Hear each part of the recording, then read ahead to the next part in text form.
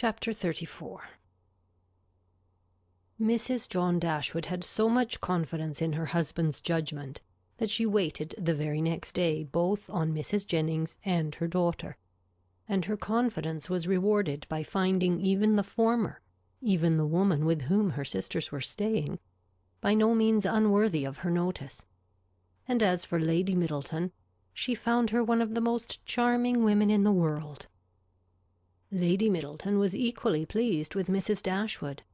There was a kind of cold-hearted selfishness on both sides, which mutually attracted them, and they sympathized with each other in an insipid propriety of demeanour, and a general want of understanding. The same manners, however, which recommended Mrs. John Dashwood to the good opinion of Lady Middleton, did not suit the fancy of Mrs. Jennings, and to her she appeared nothing more than a little proud-looking woman of uncordial address, who met her husband's sisters without any affection, and almost without having anything to say to them, for of the quarter of an hour bestowed on Berkeley Street, she sat at least 7 minutes and a half in silence. Elinor wanted very much to know, though she did not choose to ask, whether Edward was then in town. But nothing would have induced Fanny voluntarily to mention his name before her, till able to tell her that his marriage with Miss Morton was resolved on, or till her husband's expectations on Colonel Brandon were answered, because she believed them still so very much attached to each other, that they could not be too sedulously divided in word and deed on every occasion. The intelligence, however, which she would not give, soon flowed from another quarter. Lucy came very shortly to claim Elinor's compassion on being unable to see Edward, though he had arrived in town with Mr. and Mrs. Dashwood. He dared not come to Bartlett's Buildings for fear of detection, and though their mutual impatience to meet was not to be told, they could do nothing at present but write. Edward assured them himself of his being in town, within a very short time, by twice calling in Berkeley Street. Twice was his card found on the table, when they returned from their morning's engagements. Elinor was pleased that he had called, and still more pleased that she had missed him. The Dashwoods were so prodigiously delighted with the Middletons, that, though not much in the habit of giving anything, they determined to give them a dinner, and soon after their acquaintance began, invited them to dine in Harley Street, where they had taken a very good house for 3 months. Their sisters and Mrs. Jennings were invited likewise, and John Dashwood was careful to secure Colonel Brandon, who, always glad to be where the Miss Dashwoods were, received his eager civilities with some surprise, but much more pleasure. They were to meet Mrs. Ferrars, but Elinor could not learn whether her sons were to be of the party. The expectation of seeing her, however, was enough to make her interested in the engagement, for though she could now meet Edward's mother without that strong anxiety which had once promised to attend such an introduction, though she could now see her with perfect indifference as to her opinion of herself, her desire of being in company with Mrs. Ferrars, her curiosity to know what she was like, was as lively as ever. The interest with which she thus anticipated the party was soon afterwards increased, more powerfully than pleasantly, by her hearing that the Miss Steeles were also to be at it. So well had they recommended themselves to Lady Middleton, so agreeable had their assiduities made them to her, that though Lucy was certainly not so elegant, and her sister not even genteel, she was as ready as Sir John to ask them to spend a week or 2 in Conduit Street, and it happened to be particularly convenient to the Miss Steeles, as soon as the Dashwoods' invitation was known, that their visit should begin a few days before the party took place. Their claims to the notice of Mrs. John Dashwood, as the nieces of the gentleman who for many years had had the care of her brother, might not have done much, however, towards procuring them seats at her table, but as Lady Middleton's guests they must be welcome. And Lucy, who had long wanted to be personally known to the family, to have a nearer view of their characters and her own difficulties, and to have an opportunity of endeavouring to please them, had seldom been happier in her life than she was on receiving Mrs. John Dashwood's card. On Elinor its effect was very different. She began immediately to determine that Edward, who lived with his mother, must be asked, as his mother was, to a party given by his sister, and to see him for the first time, after all that passed, in the company of Lucy.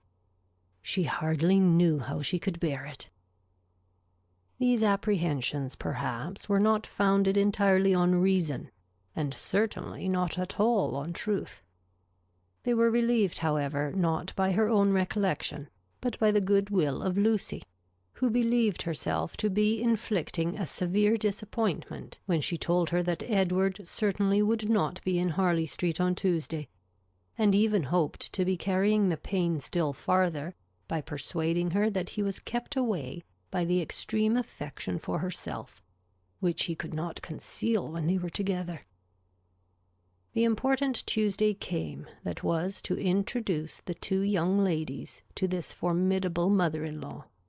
"Pity me, dear Miss Dashwood," said Lucy as they walked up the stairs together, for the Middletons arrived so directly after Mrs. Jennings that they all followed the servant at the same time. "There is nobody here but you that can feel for me. I declare I can hardly stand. Good gracious! In a moment I shall see the person that all my happiness depends on, that is to be my mother." Elinor could have given her immediate relief by suggesting the possibility of its being Miss Morton's mother rather than her own, whom they were about to behold. But instead of doing that, she assured her, and with great sincerity, that she did pity her, to the utter amazement of Lucy, who, though really uncomfortable herself, hoped at least to be an object of irrepressible envy to Elinor.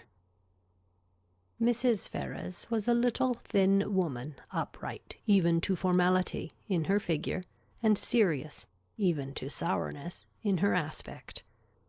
Her complexion was sallow, and her features small, without beauty, and naturally without expression, but a lucky contraction of the brow had rescued her countenance from the disgrace of insipidity by giving it the strong characters of pride and ill nature. She was not a woman of many words, for, unlike people in general, she proportioned them to the number of her ideas, and of the few syllables that did escape her, not one fell to the share of Miss Dashwood, whom she eyed with the spirited determination of disliking her at all events. Elinor could not now be made unhappy by this behaviour. A few months ago it would have hurt her exceedingly, but it was not in Mrs. Ferrars's power to distress her by it now, and the difference of her manners to the Miss Steeles, a difference which seemed purposely made to humble her more, only amused her. She could not but smile to see the graciousness of both mother and daughter towards the very person, for Lucy was particularly distinguished, whom of all others, had they known as much as she did, they would have been most anxious to mortify, while she herself, who had comparatively no power to wound them, sat pointedly slighted by both. But while she smiled at a graciousness so misapplied, she could not reflect on the mean-spirited folly from which it sprung, nor observe the studied attentions with which the Miss Steeles courted its continuance, without thoroughly despising them all four. Lucy was all exultation on being so honourably distinguished, and Miss Steele wanted only to be teased about Dr. Davies, to be perfectly happy. The dinner was a grand one, the servants were numerous, and everything bespoke the mistress's inclination for show, and the master's ability to support it. In spite of the improvements and additions which were making to the Norland estate, and in spite of its owner having once been within some £1,000 of being obliged to sell out at a loss, nothing gave any symptom of that indigence which he had tried to infer from it. No poverty of any kind, except of conversation, appeared. But there the deficiency was considerable. John Dashwood had not much to say for himself that was worth hearing, and his wife had still less. But there was no peculiar disgrace in this, for it was very much the case with the chief of their visitors, who almost all laboured under one or other of these disqualifications for being agreeable: want of sense, either natural or improved; want of elegance; want of spirits; or want of temper. When the ladies withdrew to the drawing-room after dinner, this poverty was particularly evident, for the gentlemen had supplied the discourse with some variety, the variety of politics, enclosing land, and breaking horses.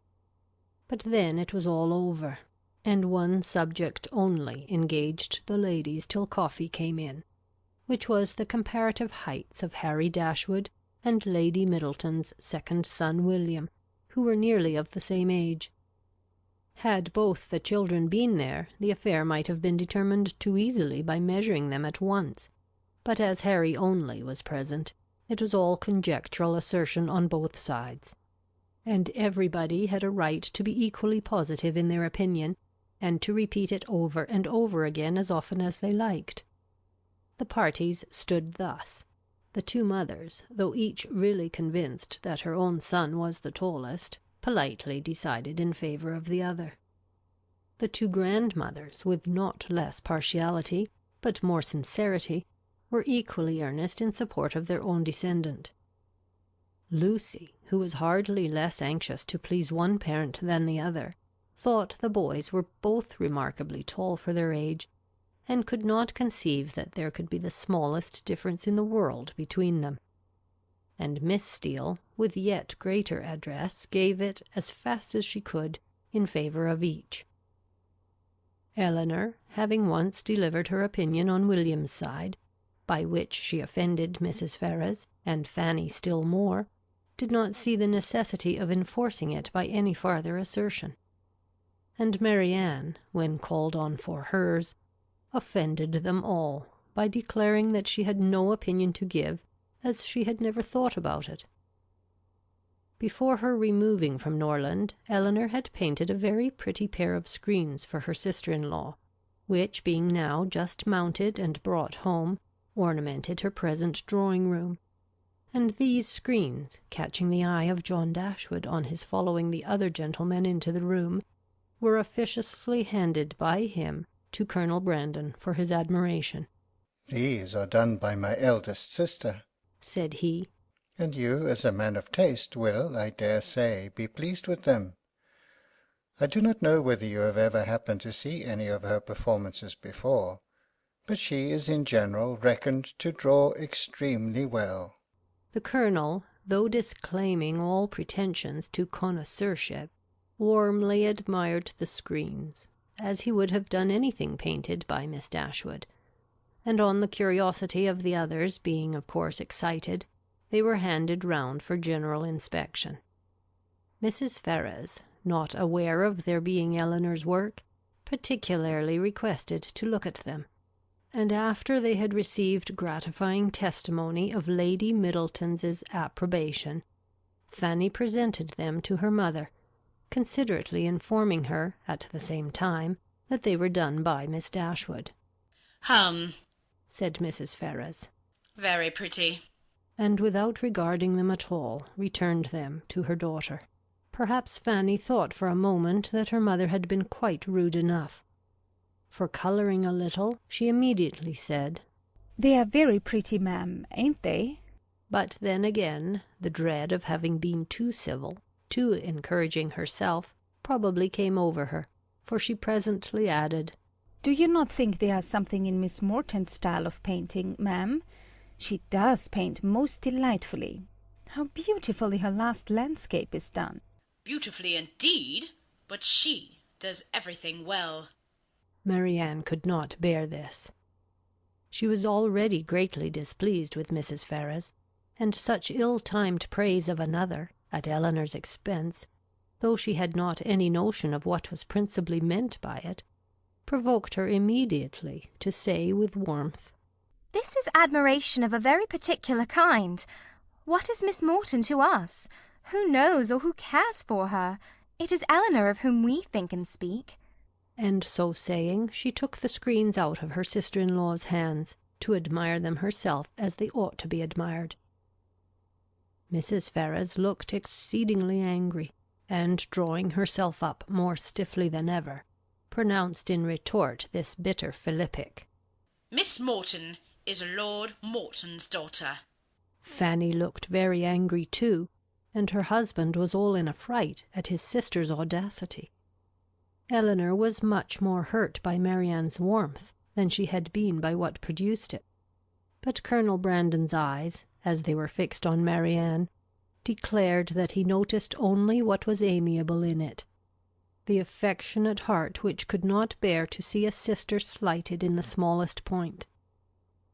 Marianne's feelings did not stop here. The cold insolence of Mrs. Ferrars's general behaviour to her sister seemed to her to foretell such difficulties and distresses to Elinor as her own wounded heart taught her to think of with horror, and urged by a strong impulse of affectionate sensibility, she moved after a moment to her sister's chair, and putting one arm round her neck and one cheek close to hers, said in a low but eager voice, Dear, dear Elinor, don't mind them. Don't let them make you unhappy. She could say no more. Her spirits were quite overcome, and hiding her face on Elinor's shoulder, she burst into tears. Everybody's attention was called, and almost everybody was concerned. Colonel Brandon rose up and went to them without knowing what he did.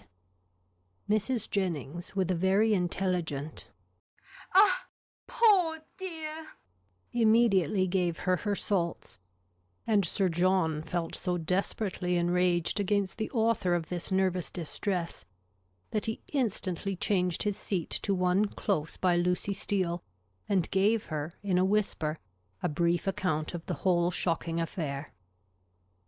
In a few minutes, however, Marianne was recovered enough to put an end to the bustle, and sit down among the rest, though her spirits retained the impression of what had passed the whole evening. Poor Marianne, said her brother to Colonel Brandon, in a low voice, as soon as he could secure his attention. She has not such good health as her sister. She is very nervous. She has not Elinor's constitution, and one must allow that there is something very trying to a young woman who has been a beauty in the loss of her personal attractions. You would not think it, perhaps, but Marianne was remarkably handsome a few months ago, quite as handsome as Elinor. Now, you see, it is all gone.